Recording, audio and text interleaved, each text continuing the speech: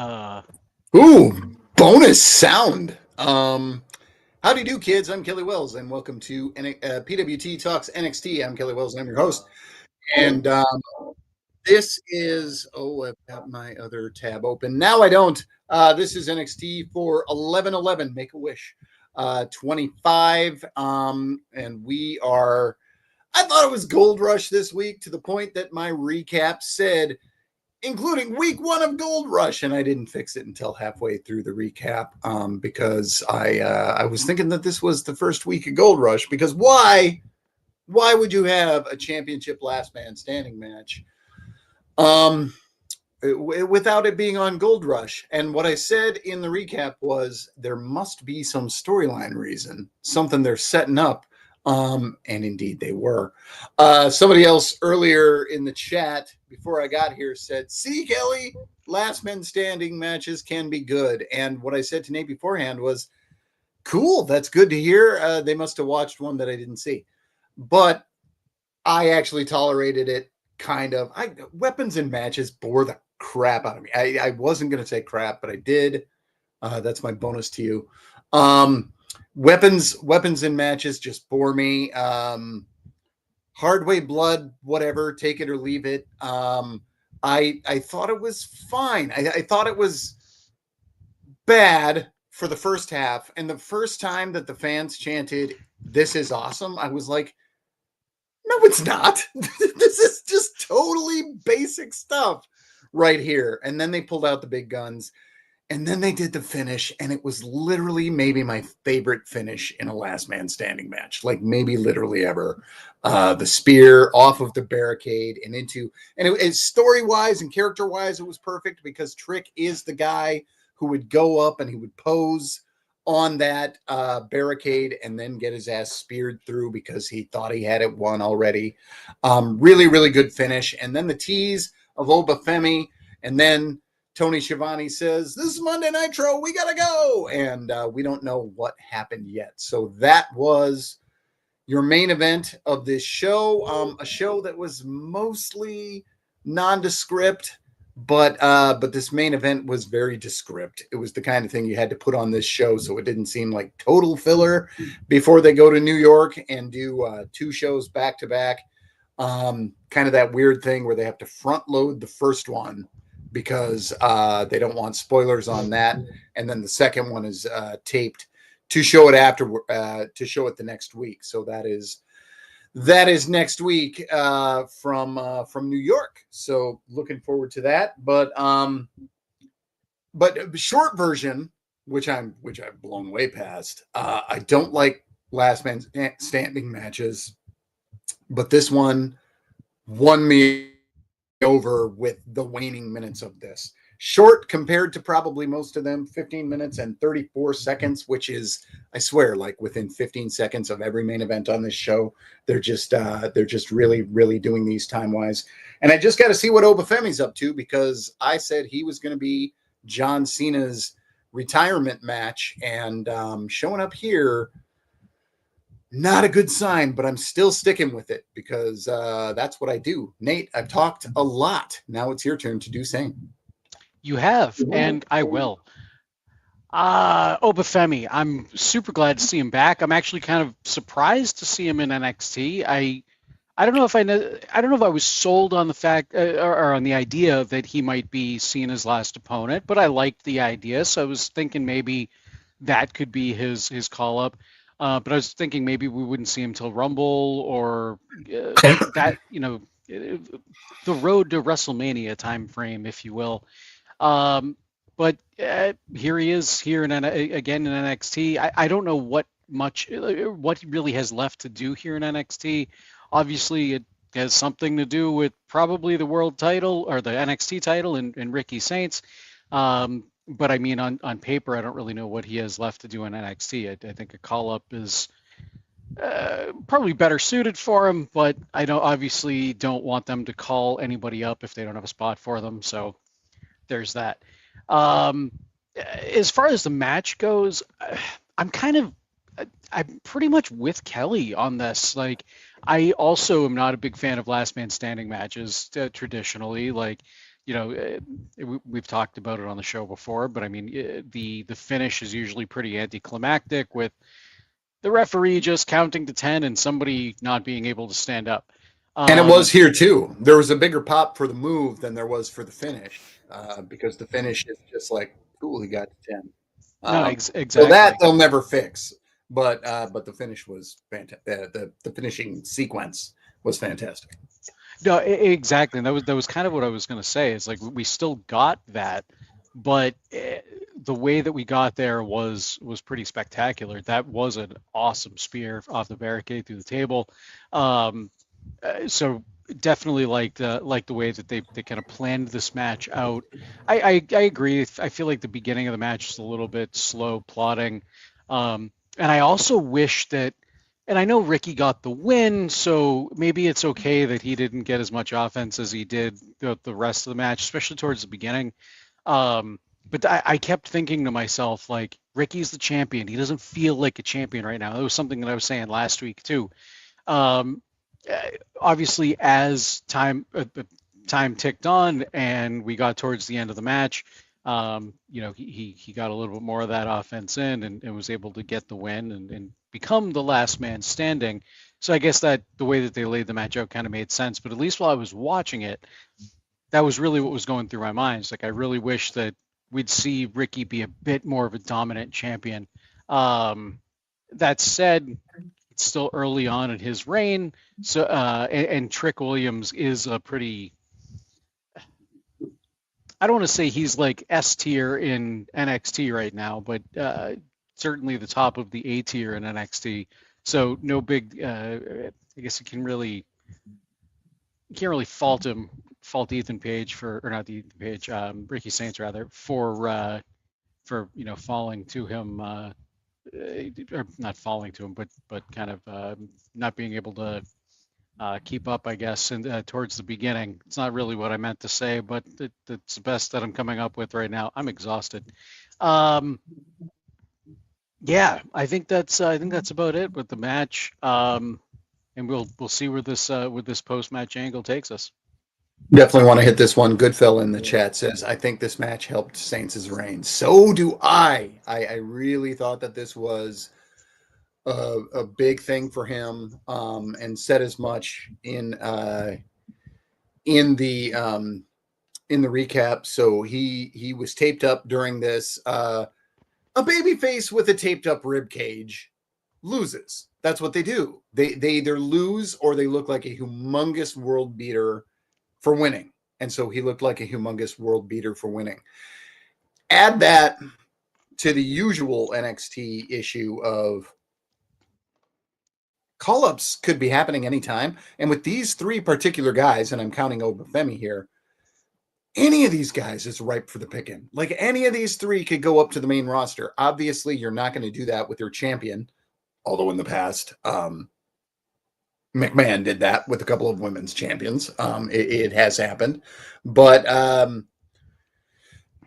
yeah, any one of these guys at any time could go up and contribute. And in the case of Oba, I mean, contribute in a really, really big way. I thought for a long time, Trick was the most surefire main roster star that this brand had ever produced. And now in this segment, I don't even think he's the biggest surefire star of the segment, just because Oba's that dude. And I just somebody stop me, because I will pour it on for Oba, because I love everything about the performer. So that's where we are. So we got the really cool stuff out of the way. We'll see if there's anything else on this show that was particularly crazy. Goodfella says Oba, Javon, Ethan Trick all deserve a tournament spot. And yeah, and Javon got one. He will be facing Gunther, as he said. Gunther. Nobody knows how to say the man's name. He's a guy. Just don't call him Walter. Yep. So yeah, he's going to be in the tournament. There are at least two, maybe exactly two spots that are that are surprise entrance spots. So I guess this could be. It could be Oba. I'm saying Oba. Ethan is definitely somebody who could be there. But I just love the whole conceit of the last time is now tournament because, the idea of a merit based thing to decide who faces him last is honestly a bigger deal to me than who gets a championship shot because everybody's had one of those. So I'm actually pretty psyched to see how this plays out. Yes, and Ryan Solorio mentions to me, and 4 more names to be added for the tournament. Yes, Indeed. for the because we don't know the final quadrant of the tournament. Also, I might as well add now before I end up somehow forgetting it, but I am only 46 hours away from seeing a little NXT myself. You and I, Nate, both live in NXT's backyard, funny enough, and so does Tom. I mean, Tom really does, because he Yes. lives in Orlando. But you live in Lowell. I live in the St. Paul suburb, and we are both right near venues that run NXT. And I will be going with Wade. I believe our seats will be good. Wade and I will be going to the house show on Thursday. So pretty psyched to see that. I was already psyched to see it, and then I saw that they're bringing in some main roster talent because why the hell not? So Sheamus is going to be there.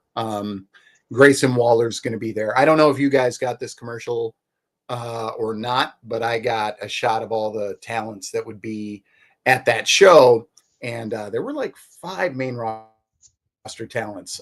Otis is going to be there. He's a Midwest guy. Lived a while in Duluth, so he's kind of one of ours and kind of a Wisconsin guy. And there are at least 2 more that I can't think of right now. But yeah, Lyra Valkyria will be there also. So looking forward to the show. Don't know any of the matches that are booked yet, but I have actually not seen a live NXT show since about 20 days before everything was shut down for COVID. And I saw that sitting in the front row with Wade. We saw that show. That was where I took that picture of Rhea Ripley that she reposted, which was easily the most viral a post of mine has ever gone because Rhea Bloody Ripley reposted my picture of her because she was just in the exact right place. And I got the shot and that happened. So that was very cool. Pile Driver Pete says, no Tiffy. I didn't see her on the ad, but I guess they could save her as a surprise because she is in my backyard. Also, she lives even closer to me than that venue does, which is hard to do. But Tiffany is, I don't know, 8 miles from my front door, ish, because that's where not Pine Island, Prior Lake is. My brother lives in Pine Island. She lives in Prior Lake. So, that is that. We will. So next week, I'll tell you guys what I saw and the crazy stuff that happened at that show. So most of the stuff that seemed important on this show was actually in the backstage. Okay, let's talk about Blake Monroe.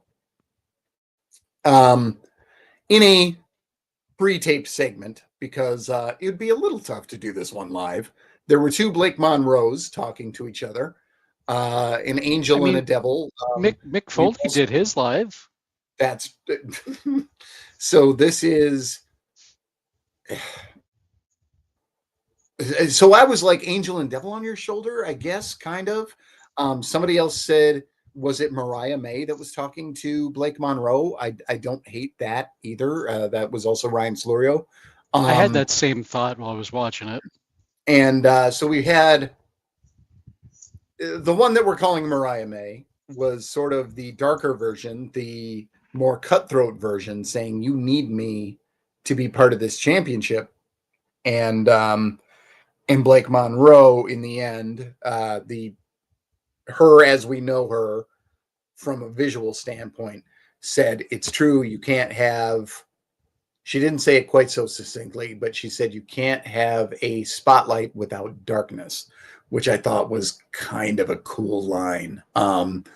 She's getting better on the mic. She started out okay, and I thought she was just going to kind of plateau, but I think she's kind of getting better there. And I just thought that this really crazy high concept stuff that they're doing with her, I think it's starting to pay off. I don't know where it's going to head. I don't know what the end game of this is, because these two cannot face one another, unfortunately. Although with AI, I mean, who knows? But considering what this is on paper, I gotta say I like this name. No, I do too. I mean, I'm kind of wondering what we're getting out of this as well. Like,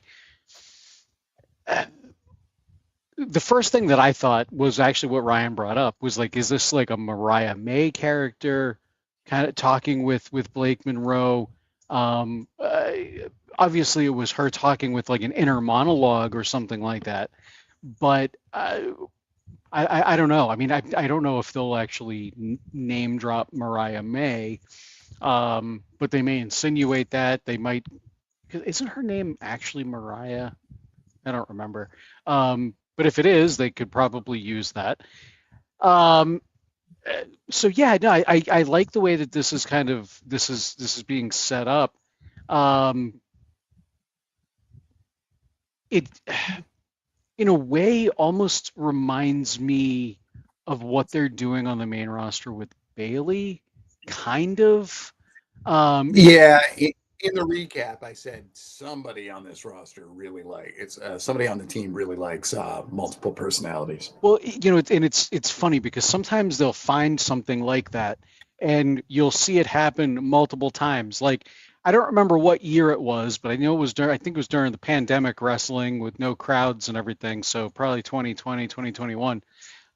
They were obsessed with people losing eyeballs. Aleister Black and Rey Mysterio. I don't know why, in a very short period of time, people wanted to poke out eyes. And, kind of similar thing here. But it's different enough to what they're doing with Bailey, where I think you get away with it. But it's certainly you wonder if the same writers are working on it, or if this angle was influenced by the stuff they're doing with Bailey. But yeah, I'm excited to see where this goes. I think it's going to add some depth to the Blake Monroe character.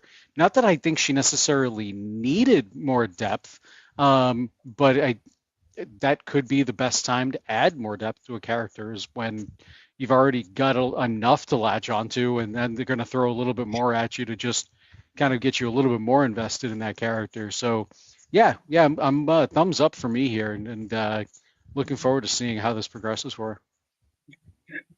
Ryan Slorio says she was always good. I think she finally has a character to stick her teeth in. Yes, on the second part, no, on the first, she was not always good.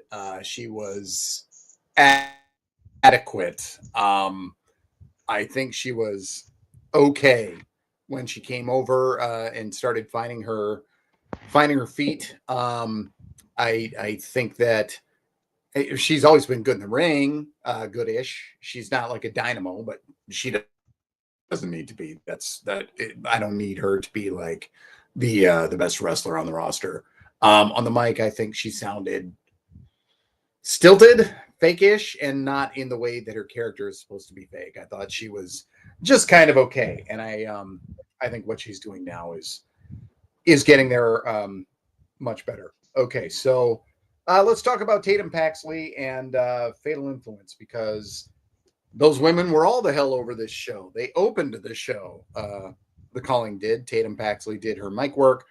And then, of course, soon enough, she was stuck between JC Jane and Izzy Dame as they were arguing about what Tatum should be doing. Tatum gave one more shot to JC. We had Tatum in a scene with Ricky Saints. Why the heck not? And Saints saying, gotta just be yourself. The Calling showed up here. They did not trust Ricky Saints. Later on, Fatal Influence had another scene after Fallon Henley. Oh yeah, Fatal Influence was on this a lot. Yeah, they're all over Just the place tonight. lots of short segments, no really crazy long segments, but they were involved a lot. Fallon Henley beat Skylar Ray in 2:16. That's about as short a match as you will get on this show.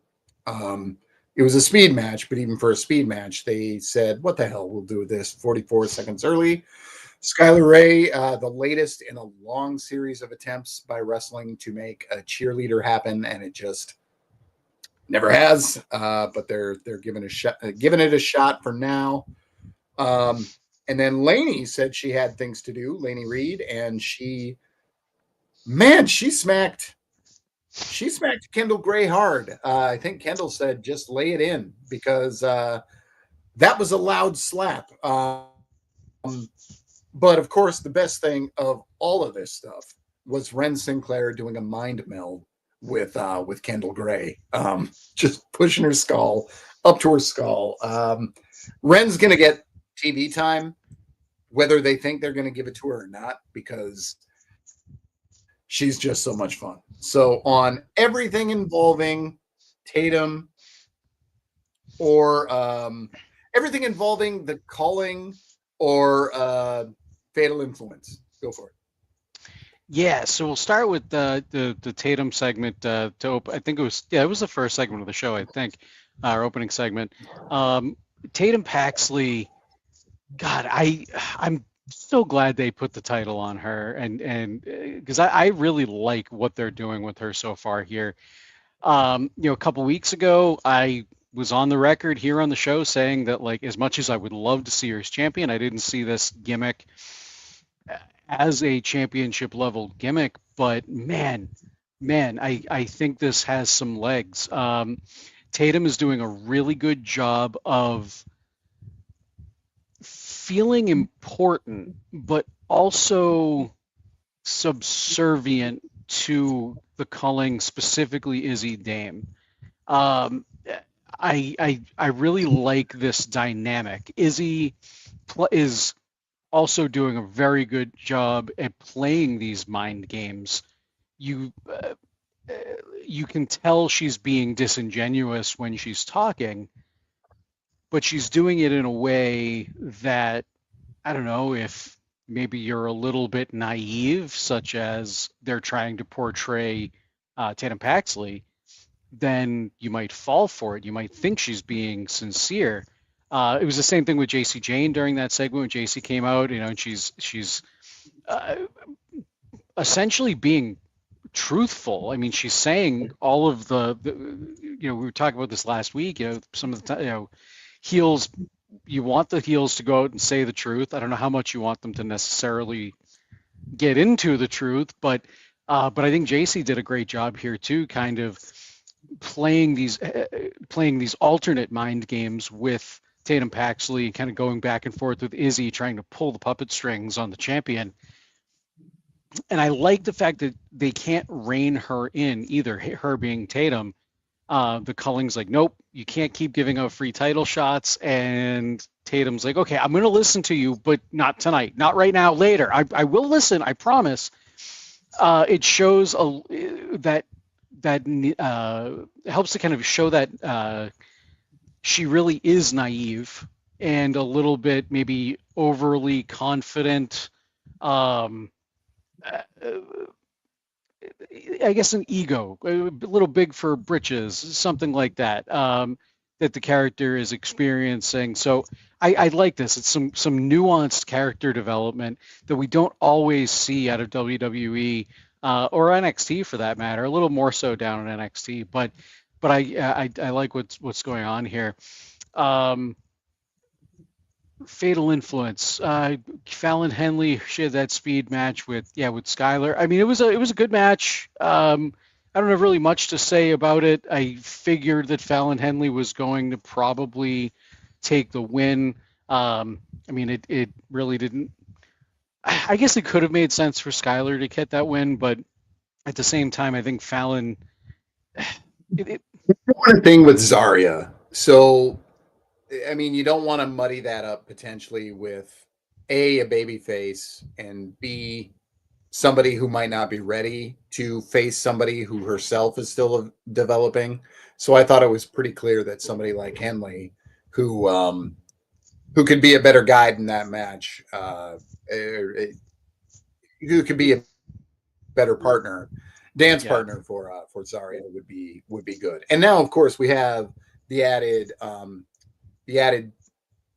story that Ruka is going to defend her championship, or she's going to go for the championship again next week. So against Blake Monroe. So try to get that championship back. So lots of moving parts in this one.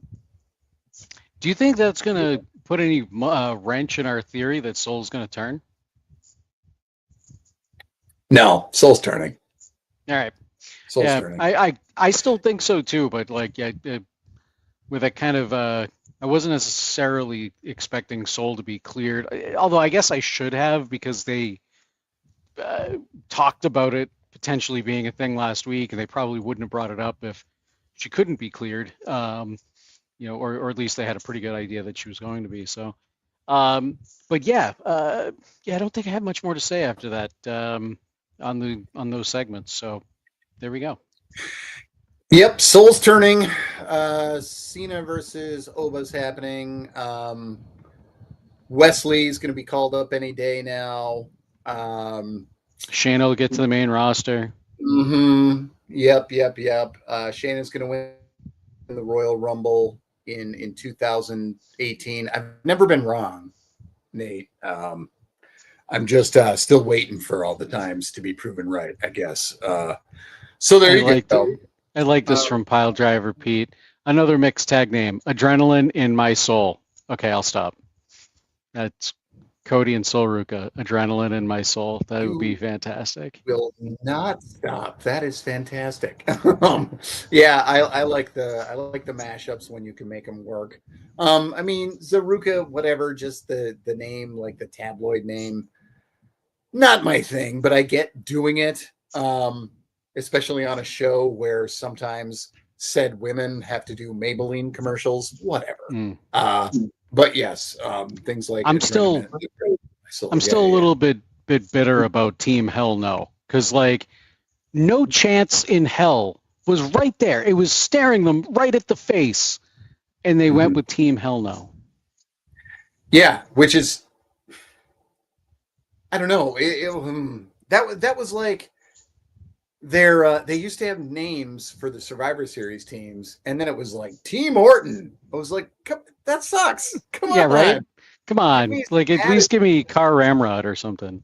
Yeah. Just call it Out of Nowhere. I don't know.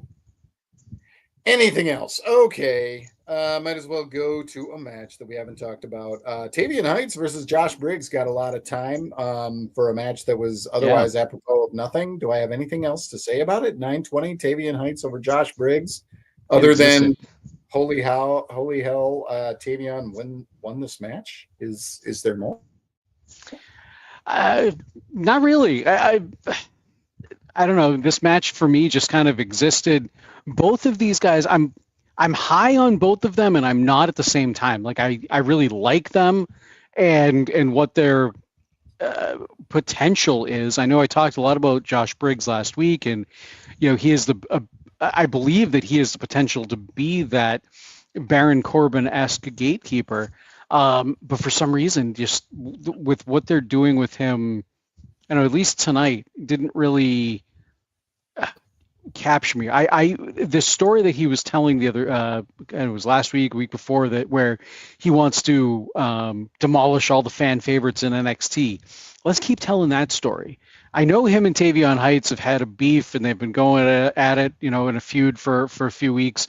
But now that this maybe is squashed, that's what I think he should focus on. Briggs should focus on, is just doing what I would love to see Dark State do, is show up when it's important, lights go off, Briggs or Dark State show up, demolish everyone, stand tall, that's it.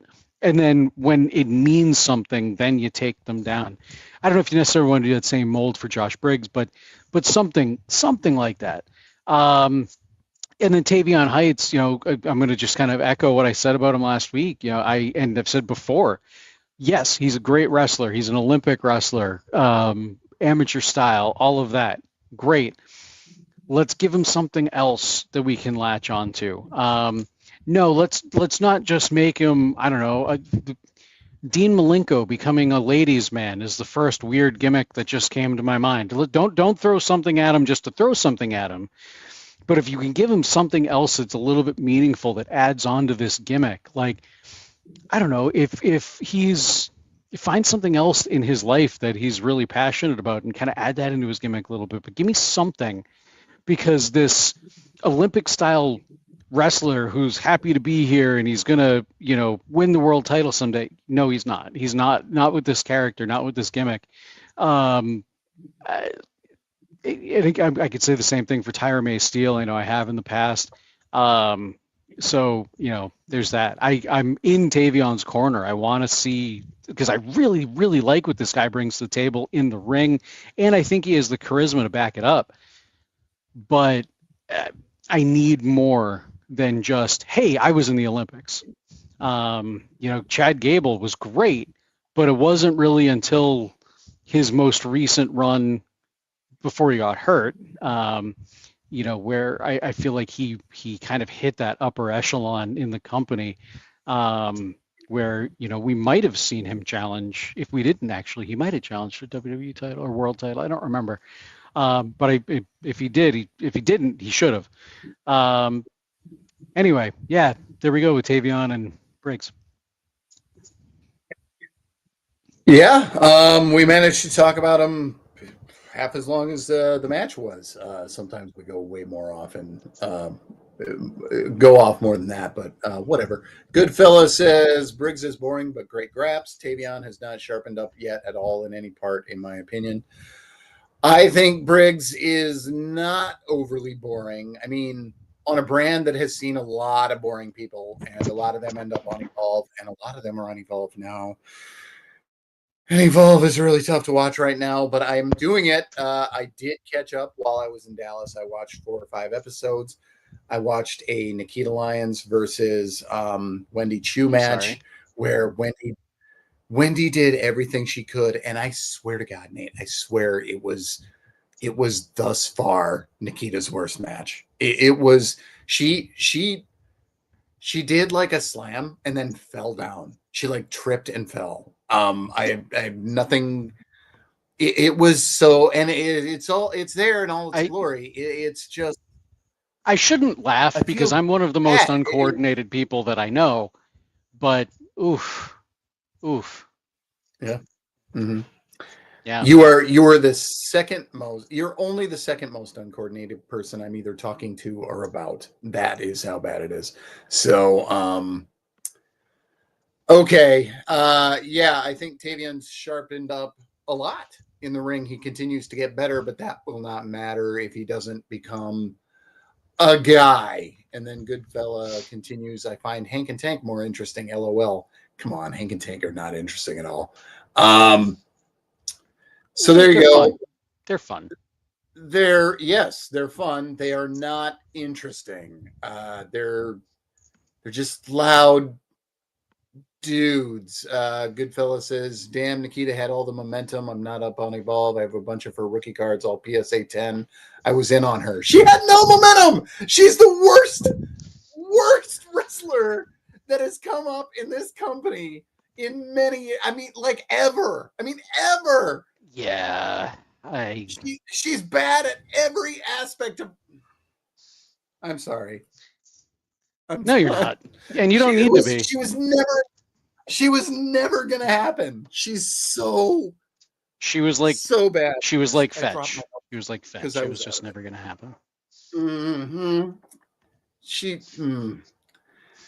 Yeah, and then he continues. She had me on the split sex sells, and I bought in, which I would get if she was at all. You know what? This gets mean. I'm not going to say anything more. Yeah. What also sells? You can be hot and talented. So that would be okay.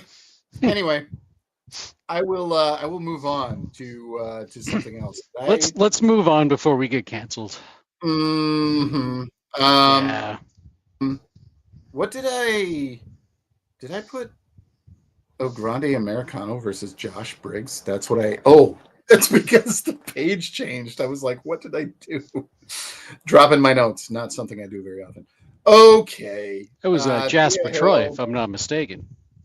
Thea Hale versus Alba Fire. The battle of two women with 4 letters in their first and last names. What are the odds? 9 minutes and 50 seconds. Thea Hale beats Alba Fire. Huh. They did all the things that they could in order to give Thea an out for losing, which I thought they were going to do because I thought that sometimes even when it makes more sense for the NXT talent to win, they put over the WWE talent and they give an out to the NXT person.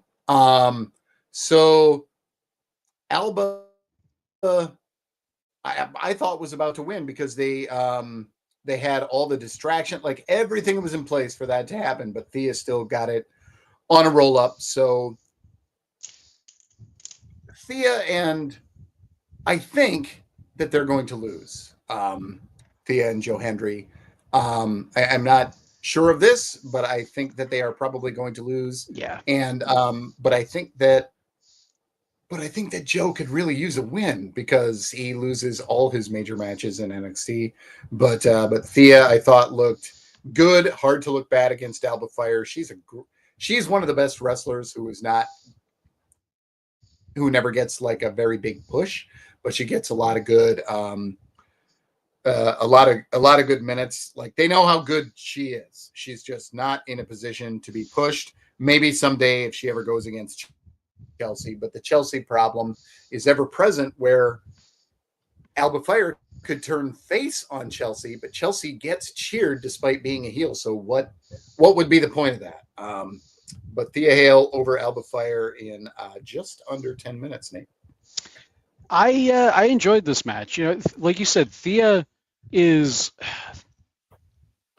I really feel like she's a very underutilized and underrated performer. And I use the word performer in like every sense of the word. Yeah, I feel like she really understands her character.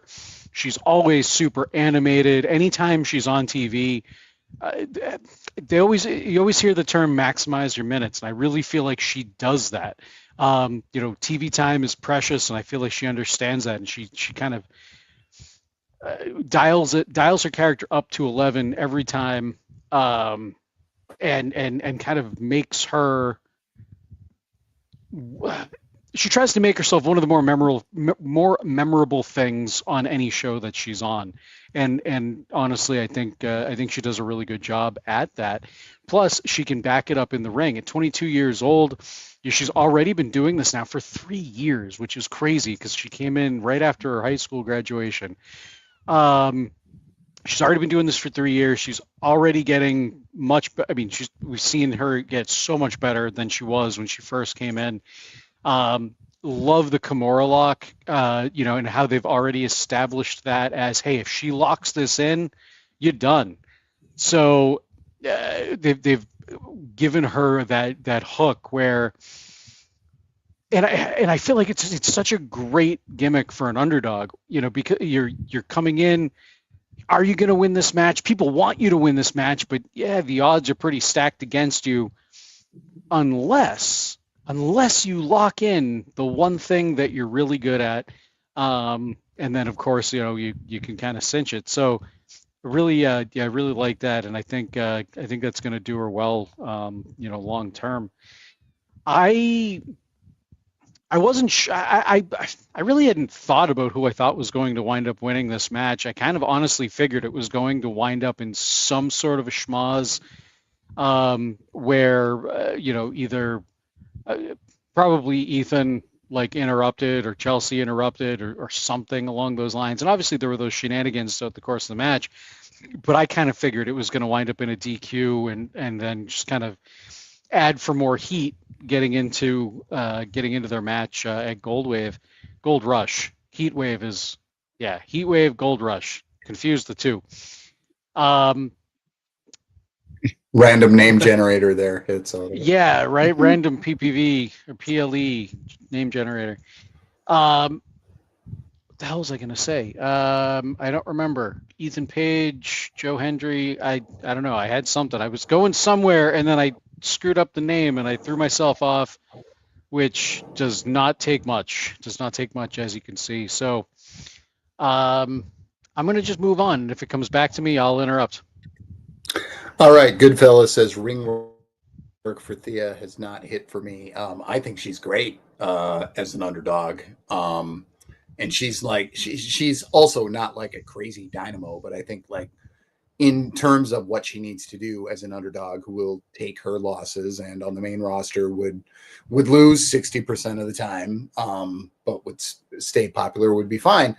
And keep in mind, Goodfella is a backer of Nikita Lyons, who I've seen screw up not only a suplex, but also taking a suplex. Like both of those things have happened. So it just happens. And just fall down. Says Joe Hendry's song about Ethan and Chelsea. Okay, let's talk about this. Pie, Chelsea got pie. Says she's never beaten cream, but that is a lie. You know it was going to happen. You know I was going to. I did, and I'm glad you had it ready. When people send me 3-minute videos, I don't watch 3 minutes worth of video. I get the gist and I say, cool. With this, I actually watched it all. I was wondering if you were gonna. I don't usually send videos, but I was like, oh my God, I need to send this to Kelly right now. So it's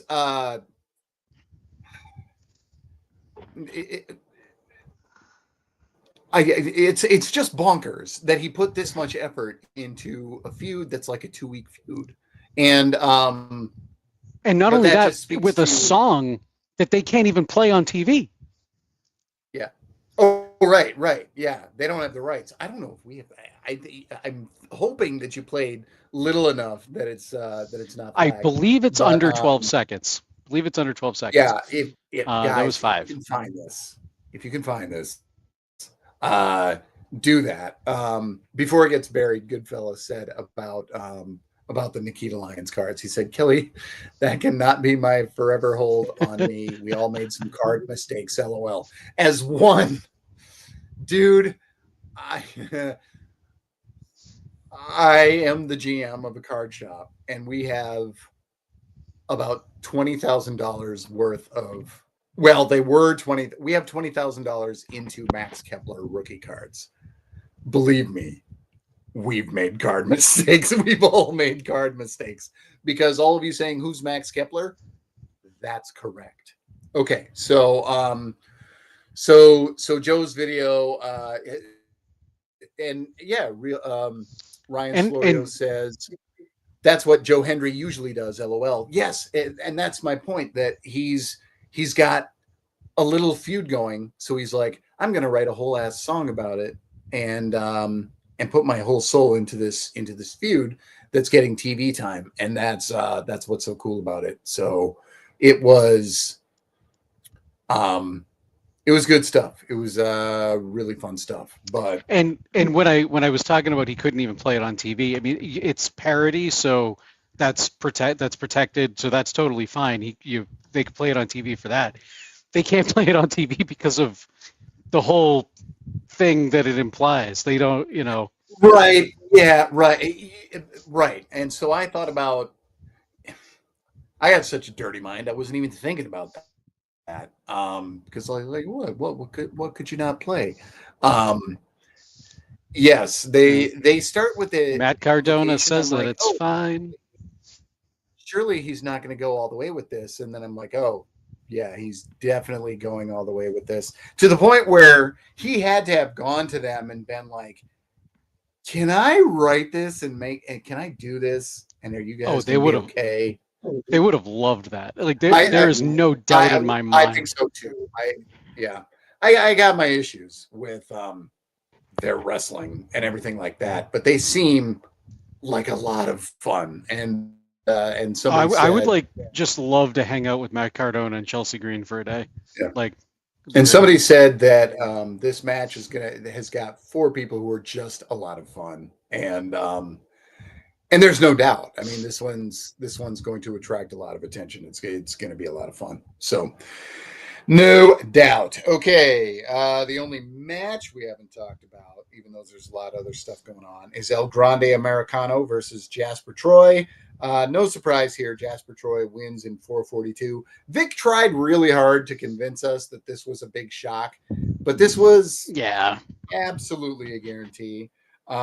This whole thing, once we even saw who was in it, I think that most of us, we both did, thought that Jasper was going to win this, and then he was going to win the championship to firmly establish the Speed Championship as something that is going to be on NXT, because they got rid of their best championship, the Heritage Cup, and got rid of their worst one and added their worst one, the Speed Championship. But what are you going to do? I do like that there are matches where I don't have to set my timer because there's a built-in timer. I will say that. So 4 minutes, 42 seconds, which is almost Broadway for a match of this style. This is actually kind of a lucky thing for Jasper Troy. And I've convinced myself that the Speed Championship isn't such a bad thing to exist as long as it exists on NXT, because it can be wrestled by guys who are not going to be asked to do 5-minute matches yet. So Jasper Troy is not good enough. You're like, hey man, go out there and give me 12. He's good enough that you're like, hey, give me 5 against this guy, and we'll see where it goes from there. So I kind of talked myself into thinking this might be, since they're putting it on NXT, I can live with it. By the way, 5 matches again, all singles matches. I love this for me as a recapper. Anyway, Jasper Troy, new Speed champion, despite all the Americanos out there. Anything on this? Yeah, definitely not the shock that Vic Joseph tried to make it seem after Jasper won the title here. I'm pretty sure both of us called this last week. I mean, El Grande Americano has so many more things to do, bigger fish to fry. How many fish could Bobby Fish fry if Bobby Fish could fry fish? I can't believe I still remember that. Zero, because that's the number of matches he won. I ended up doing the math, fish. and it was like, I want to say, I did the math, and I want to say it came out to like 32 fish in an entire 24-hour day, something like that. I don't remember. I'd have to go back and look at. Did you take into account Bobby Fish's fish frying abilities, or did you just assume the? So this was a long time ago. But if memory serves, I looked up how long it takes on average to cook a piece of fish, and then I just multiplied that by 24 hours. And whatever, that's how many pieces of fish.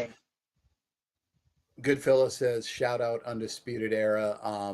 I'm talking about Undisputed Era full-time on NXT 8 years back now, because they're a handful of months in. If you're not listening to that, you should be. I'm even goofier on that show than I am on this one. And so Undisputed Era just getting started. And so it's kind of a fun time on 8 years back. Holy crap. You know what? No, we are going to talk about that. Ryan says nobody's going to talk about Bobby Fish aging 40 years in 2. I just watched the Devon Dudley or the Bubba Ray and Devon documentary on Devon's YouTube channel about their Bound for Glory match, and Bobby Fish is backstage, and holy crap, I didn't recognize him at first. He's all gray. He he looks like Bobby Fish, but he looks like he aged 40 years in 2. Anyway, what the I was yeah yeah, that's right. As I was saying, El Grande Americano is much bigger fish to fry. So the Speed Championship was not his destiny by any stretch of the imagination. To be honest, I'm surprised we even got him down in NXT. Like there was part of me that was thinking maybe one of the Los Americanos was going to. I can't remember either one of their names, so either not Pete Dunne or not Tyler Bate, one of the two of them. You maybe step in and defend the title for him in kind of the vein of Zarya, something like that. But we got wasn't a bad match. I'm still high on Jasper Troy. Certainly still green. He's got a ways to go. But I really like how Kelly just framed the entire speed entity in NXT. I really hadn't thought about it like that before. If you're going to put speed on a brand, NXT makes the most sense. You put these guys, guys and girls in 3 to 5 minute matches that can't quite have a 10, 15 minute match just yet. And there's a storyline reason for it. So, I think you might have just turned me around a little bit on speed. I still think speed's stupid, but if we're going to have it, that's like a good William Regal style explanation for why we've got it. I like it. And what's up, CJ? All right. Hey, CJ. Javon Evans and Leon Slater were on this thing too. They were talking to each other on the phone, and then Javon went out and talked on a video call with him. All of this was a ruse to sucker in all 4 members of Dark State, and then the 2 of them successfully fought off the 4 members of Dark State. Now, Javon and Leon are awesome, but how much can Dark State be suckered in as heels before they look totally pathetic? Because last week, Javon Evans beat them, all of them. And then this time, his master plan was to go 2-on-4, and they still beat him with that master plan of going 2-on-4. They just, like, if they lose this match, it won't make any sense at all because they won a 1-on-4 and they won a 2-on-4. So why? And I get it. These guys have so much talent. Like 85% of the talent among these 6 guys is shared by those 2 guys. They're that good. Yes. And then Dion's got quite a bit too. And I like Saquon, but it's mostly on the mic. And then Dark State did kind of some damage control on the mic afterwards, outside, trying to do some stuff. I guess the silver lining is Cutler James. Is that his name? Cutler James is like a little better on the mic now. I don't know what else to say, but once again, Dark State looking like they did the whole thing of going to prison and finding out whose bitch they could be, because Javon and Leon absolutely own them. I'm sorry. That was the only comparison I can make, because Javon and Leon absolutely own them. Yeah, I think it's a good one. Ryan, thank you. Rayo and Bravo. I knew it was something like that, but I couldn't remember what the names were for the Los Americanos. So there we go. Rio and Bravo. I will probably still forget in about 3 minutes. But that's just my brain. Just like I forget what we were talking about. Javon. Oh, right. Javon, Dark State, Leon Slater. Yeah. So this, I don't know. I mean, I have a lot of the same gripes as I have had about Dark State, and really a lot of things Kelly just brought up. I mean, we had 1-on-4 Javon Evans kind of taking out Dark State last week and getting one over on them last week. Now 2-on-4, and they did the whole, hey, Leon Slater's not here. See, he's up on the screen. Oh, wait, nope, sorry, he is actually here. I thought that was kind of cool, a little switcheroo. Like, I wasn't expecting it, so, I'm sure Dark State didn't either. So that, that's fine. But yeah, because Leon and Javon have kind of gotten one up on Dark State this many times, that's telling me they're losing. As much as I hate to say it, Dark State just won the titles back. We've been talking about how even though they are NXT champions, that they just won the titles from the Hardys, they still don't feel important. They don't, and they don't feel super dominant because they haven't been booked to be super dominant, even though they want them to be. I'd be very surprised if they lose these titles. If they do lose them, then I'm wondering if maybe they're just throwing the towel in on Dark State, and I don't think that's the case. I can't see a good scenario, and maybe there is one, and I just don't see it, where Dark State lose the titles and get better for it. Maybe somehow Javon and Leon, they squeak out a win, and then Dark State just beat them down to a point where Javon and Leon have to relinquish the titles or something like that. Something really drastic needs to happen with Dark State for them to be taken as seriously as the WWE brass, NXT brass wants them to be portrayed. At least I assume that that's how they want them to be portrayed. Regardless, I am really looking forward to this match, if for nothing else, just to hopefully see Javon and Leon get some revenge after Dark State ruined their Bound for Glory match, because as I have said many times, yes, I am still bitter about it. Ryan Slorio says, by the way, Kelly, when did Sean Legacy become Super Sean Legacy? Very early, actually. So he's been called that on Evolve for quite some time. I don't remember, but it is one of those things where they sneak it in and then they hit you so hard with it, you kind of start feeling like maybe it's always been there. But he's been Super Sean Legacy for quite some time. And he's not called that every time. It's not the kind of branding. It's not like Vince McMahon branding where you know that there was a mandate to say it a certain way, because, again, this second week I brought this up, or maybe this was on my show with Tom, where they would say Kane, where he'd say Kane, and then he'd like backtrack and say the Demon Kane because he had to say it. So yep. They always had to get those monikers in. I mean, how many times can you say Seth freaking Rollins, Seth freaking Rollins, Seth freaking Rollins? Yeah. And so that's not the kind of thing they say with Sean Legacy. They'll just call him Sean Legacy, even if they don't always call him Super Sean Legacy. But that is something that they've been doing for kind of a while. I didn't write this down, but the Vanity Project. Oh, I did write this down. I just accidentally crossed it off. Vanity Project. We're on this show. So as I've said, Vanity Project is these three guys. Swipe Right is the tag team, and they're still called that. So people were like, "Oh, Vanity Project's a better name." A, no, it's not. B, that's still the name of the tag team. Swipe Right is the name of Brad Baylor and Ricky Smokes. You just Ricky answered Smokes, my question. thank you. So I was going to say it's Ricky Smokes, and who's the other guy? So is Ricky Smokes a local guy with me? So that is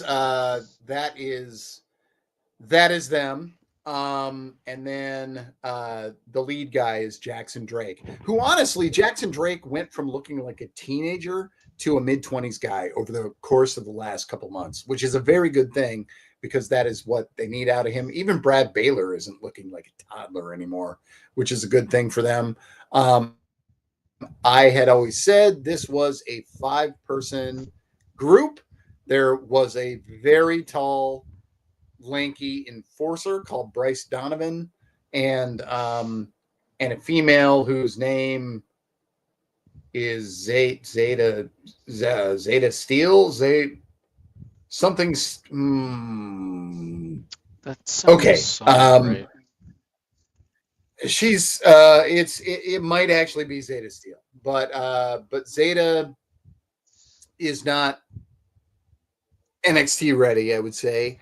And Bryce, they did a weird thing where they did their first special event, which was called Succession, and Bryce Donovan got a shot at the Evolve Championship which is held by Jackson Drake, and they had a whole feud that they built up to, and before the match aired, it was announced that Bryce Donovan had been let go.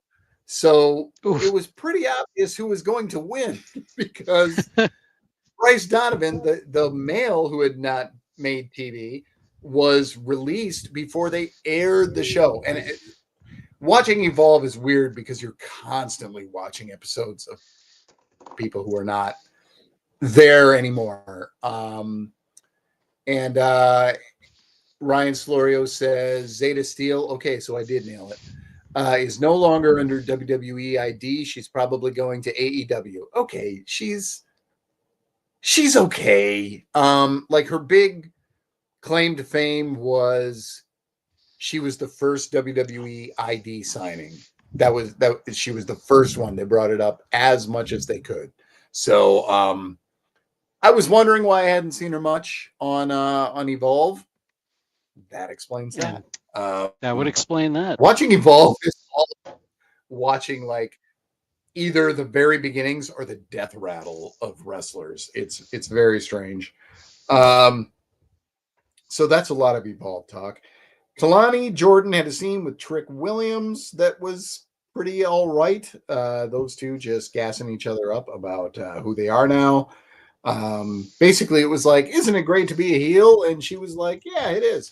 And then Sarah Schreiber talked to Jordan Grace. Jordan Grace wearing the exact glasses I got made fun of for wearing in 6th grade, and she looks cool in them. So what are you going to do?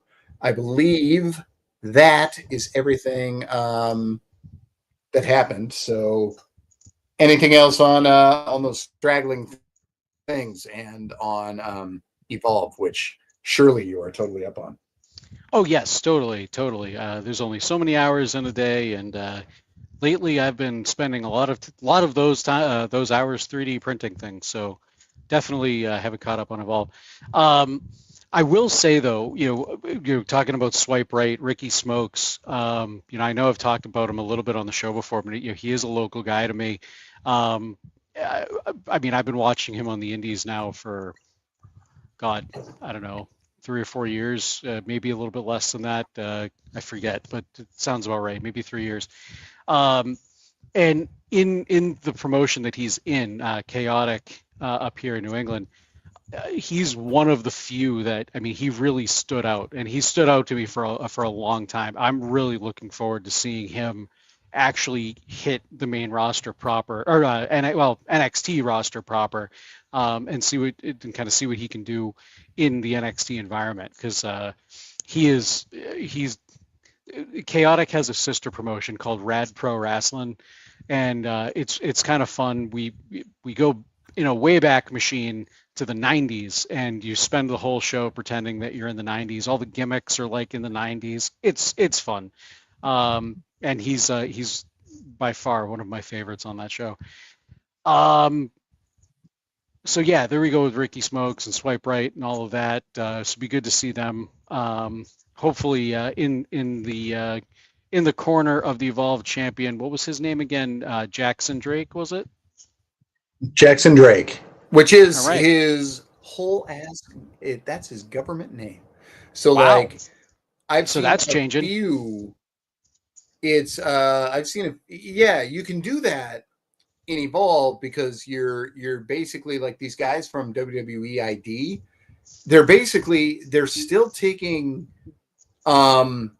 dates on the indies, and they can use, and they're using whatever names they have on the indies there. So Yeah. 2 of the 3 guys in Swipe Right, I think it's only Ricky Smokes who isn't using his government name. I want to say Brad Baylor is the other one who is, but it's so funny because like people will say they'll see a list of names in of new signings, and they'll say, wow, these names sound so NXT. They're so obviously WWE. And it's like, this is a list of people's real names, and you are so in your wrestling bubble that you no longer recognize real life. Yeah, so it's Jackson Drake's a real name. I think that Brad Baylor is too. I even saw somebody arguing Drake Jackson would be a better name. And no, it wouldn't, because Drake Jackson sounds like somebody's cool. Jackson Drake sounds like somebody who's hoity-toity, which his character is. I'll go with that. I'll give you that. It's perfect. So so there you go.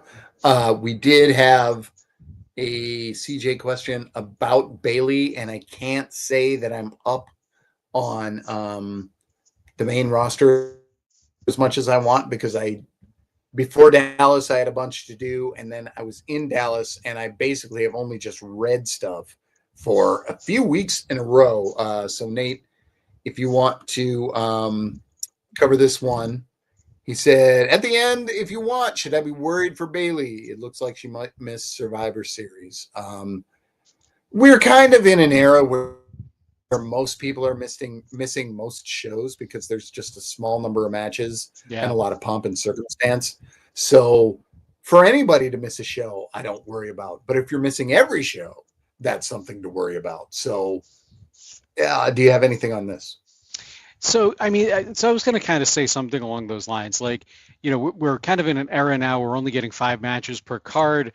And, you know, I don't know, the shows they're starting to feel like a slog for me, the PLEs, because it's like, you know, 15 minutes of wrestling, 15 minutes of ads, 15 minutes of wrestling, 15 minutes of ads.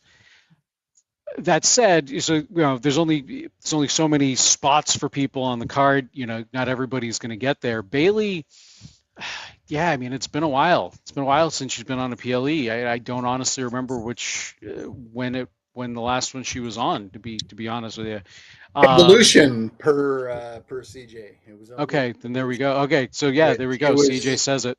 Way more likely for her to be on, of course. Yeah. So, you know, here's the thing. I'm not necessarily worried about Bayley in the sense of I think your last name's Martinez, Pamela Martinez. That's right. Yeah. You know, as a person, being able to pay her bills and things like that, because she's getting paid, and, you know, she's got TV time, she's a star. What I do worry about is the fulfillment that she's getting out of what she's doing. Now, like I said, you know, and this is actually, CJ, we were talking about Bayley a little bit before you actually popped into the chat. You know, we were kind of likening what Blake Monroe did tonight with what they're doing with Bayley, kind of that split personality. I really like that. I really, really like that. It's the first real intriguing thing Bayley has done in a little while. So I'd like to see them kind of do something a bit more with that and give it a bit more of a story. I mean, Bayley is somebody that's been pretty figured into WWE for a long time. But yeah, so, you know, I'm not sure if she's getting, like I was saying, I don't know if she's getting the fulfillment that I think a lot of wrestlers want, you know, when they're kind of fleshing out their characters and whatnot. She, in her Chris Van Vliet interview a few months back, she kind of insinuated that she may wind up moving on to AEW or somewhere else, you know, once her contract is up. She didn't actually say that, but if you read between the lines, that's kind of it. And I don't know. I mean, that could be a good thing. You know, she could wind up in AEW, and you know, I mean, Mercedes Moné, she's a big name over there. You see a big feud between the two of them. I don't know. We'll see. You know, doesn't mean she can't ever come back, but yeah. Yeah. And there are, when you're in WWE, one of the best reasons to leave is that you get to come back. And when you come back, it's a really big moment. Unless you're Brian Christopher. And yeah. And so some of them like when like Mercedes Moné, Sasha Banks left, there was somebody who was, this is a very fatalist take. He was just like, well, of course she left. The only thing she hasn't done yet in WWE is come back. Yeah. And she can't come back if she doesn't leave. So That was his argument for why she left. And I think that Sasha is such a weird case. You could really, really.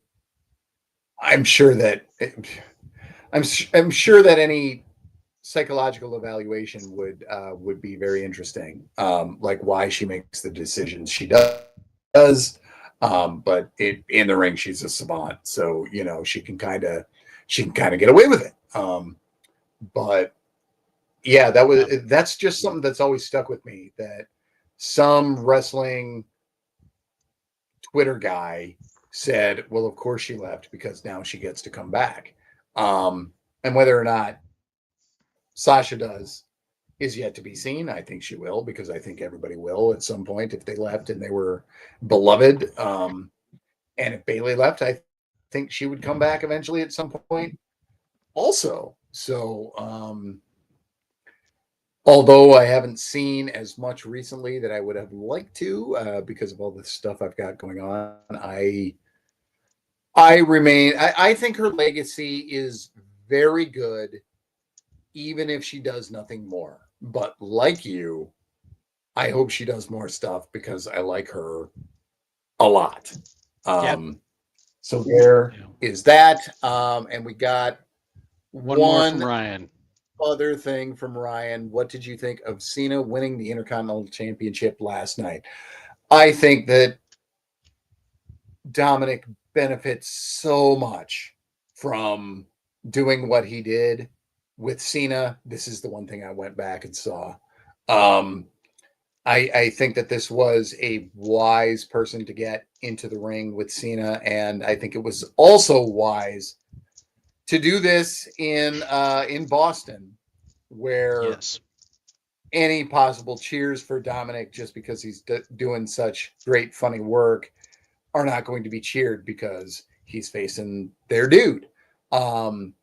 So I'm kill all sacred cows. That's my feeling in wrestling. The only reason for something that's never happened is it's got to happen now. I just break the record, just do it. If you can gain anything out of it. And that's how we feel about Cena becoming Grand Slam again. And these terms will continue to change because there will be new championships, and championships that we know and love now will go away. So things will change. But I just like that they did this in honestly the death rattle of his career. Part of the reason that I think he's going to face Obafemi is because Oba going up and immediately winning a championship is just what Oba should do. So that is one of the many reasons I think it's Oba. One of the other reasons is Cena keeps going to the PC. So what's he doing there? I don't know, but maybe he's working with the Oba. But yeah, I like the choice. I really do. I like this Cena winning the title. I mean, it's a feel good for the fans. There was the one thing Cena alluded was the Grand Slam championship. So I think it was just really good feel good moment, especially it being here in Boston. I say here in Boston. I'm in New Hampshire, so not here, but 45 minutes that way. So yeah, definitely like that. Plus, not only I think this benefits Dominic in more ways than just what Kelly brought up. It also advances the Judgment Day storyline. The Judgment Day, we've kind of seen those cracks forming for quite some time now, but for weeks, nobody's really been in Dominic's corner. And Dominic's called them out. Where were you, and things like that. And then last night, same deal. It was just Dominic out there. He filmed a thing for social media afterwards where he's walking through the backstage area after the match. He's got the AAA Mega Championship over his shoulder, but he's like throwing stuff and swearing. Not swearing, but being angry. Where was Judgment Day? Where was the Judgment Day? They're never there when I need them, and yada yada. So I think this is going to, I don't know if it's going to be the implosion of the Judgment Day, but this could be Dominic finally breaking away and kind of doing his own singles thing for a little while here. Potentially even turning babyface in the process if he's technically not, but he gets cheered like one. So yeah, I'm really a big fan of this IC title win for Cena. Yeah, is he going to retire as champion? Is he going to drop the title? I don't know. I really like what Kelly laid out with Obafemi. I'm still not. I as much as I love that idea, I'm not necessarily sold on that being his final opponent just yet. But if it does happen, I will be there for it 100%. I don't really know who his last opponent's going to be, but knowing Cena, him putting over a newer talent, someone like Obafemi, that definitely makes sense.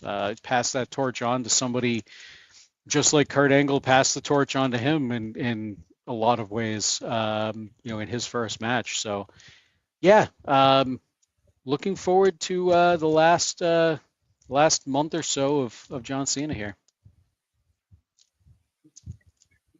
Cool. Well, that be that, folks. I believe that is our show. So I will be seeing some of these people we were talking about in just a couple of nights at that show.